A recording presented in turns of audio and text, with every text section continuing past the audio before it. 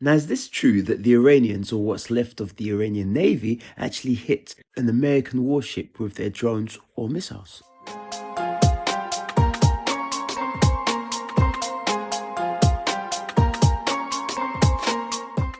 So BBC Verify are going to confirm what they hear so far in these next clips, and TYT are going to give you their two pennies worth as well. Claims about what's happening in the Strait of Hormuz in recent days. Here's what we know and also don't yet know.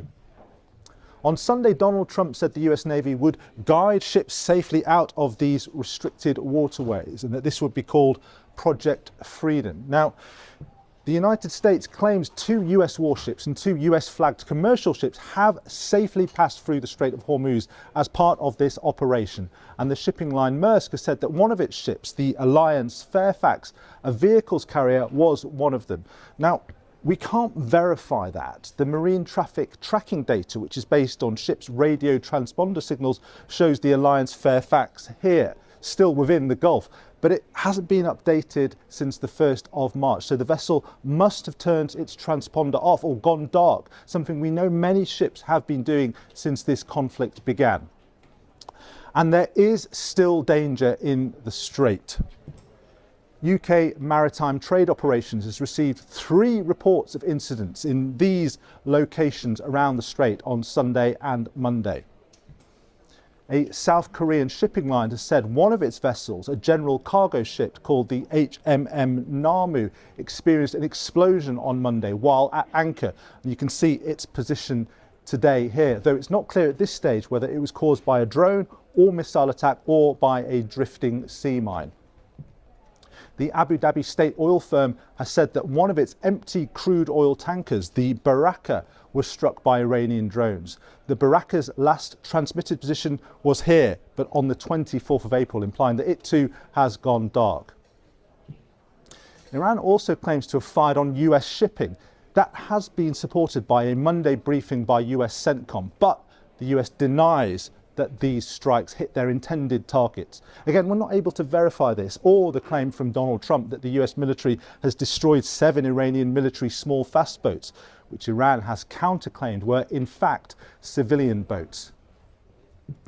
But another point about ship tracking. This shows ship tracking movements in and around the Strait of Hormuz yesterday. And analysts say this glitchy pattern of shipping movements and clustering here indicates not actual ship movements, but likely defensive local global positioning system jamming by someone, possibly the United Arab Emirates, to make it more difficult for GPS-guided Iranian drones or missiles to find their targets. So if that's what this is, these defensive operations are making it even harder than usual to monitor shipping movements through the strait.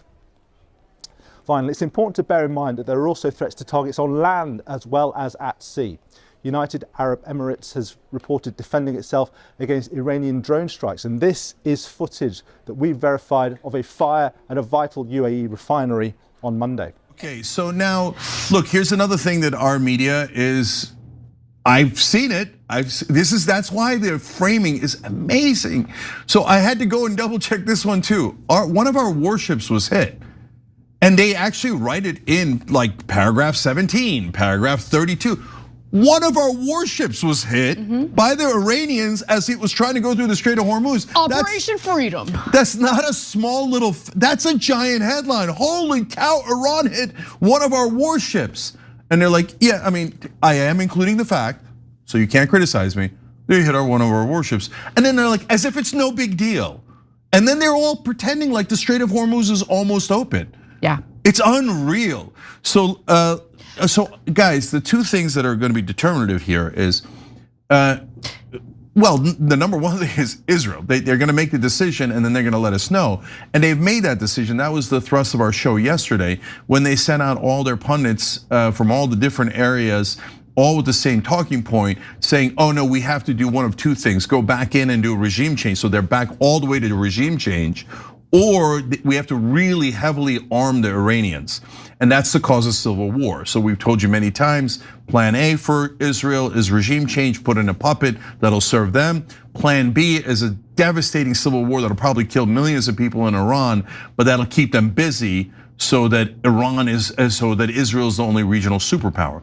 So Israel is not going to pause. And that leads to the second thing, which is they definitely want Lebanon, and they again have made it absolutely clear now. There was a little period there of a couple of weeks where their intentions were not perfectly clear because they had taken a lot of hits, and it looked like maybe they're concerned that they're running out of interceptor missiles for Iron Dome. Maybe they got hit too hard in Lebanon and they're rethinking it. But they've regrouped and they've made a final decision. They're definitely going to continue in Lebanon, and they want us to definitely continue in Iran.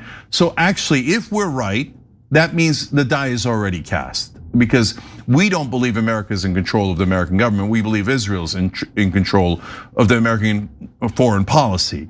So the rest is all window dressing. You'll see with your own eyes probably in a couple of days or a couple of weeks whether we're right or wrong about that. But right now, it's important for you to know the actual facts, because you're really not getting them in mainstream media. They're burying them. Well, there you have it. There's been varied reports on this particular story, and we're pretty much left to having to cobble together information that we can find out there in the media and come to our own conclusions. Although it is sounding like something happened, an incident happened, the Americans are saying it's below the threshold of what would trigger a break in the ceasefire. So to an extent, we'll have to take their word for it. Now, there's a lot of people who are hoping that this conflict doesn't get any worse than it already is, and both sides start to dial things back or reach some kind of a mutual agreement, which it doesn't look likely at the moment, but that's the optimistic point of view. Before I leave you, I'm going to take a short moment to hear from our video sponsors, who are smalldebts.co.uk. They can help you with your business administration. And if you find yourself getting into any difficulties online, even if you're an individual who've been scammed and you want somebody to help repatriate those funds back into your bank account, they will represent you in a professional way and have that problem solved in no time. Smalldebts.co.uk. Need an accounts team without the hiring costs. Small Debts provides full-service invoicing and credit control, managing everything from invoice submission to reminders and follow-ups. We can send emails from your domain or ours. Let Small Debts keep the cash flow rolling whilst you focus on growing the business. If you haven't yet subscribed to the channel, please hit the bell icon. We need all of the help we can get building up our subscriptions and building this community. So leave your points of view, talking points, perspectives.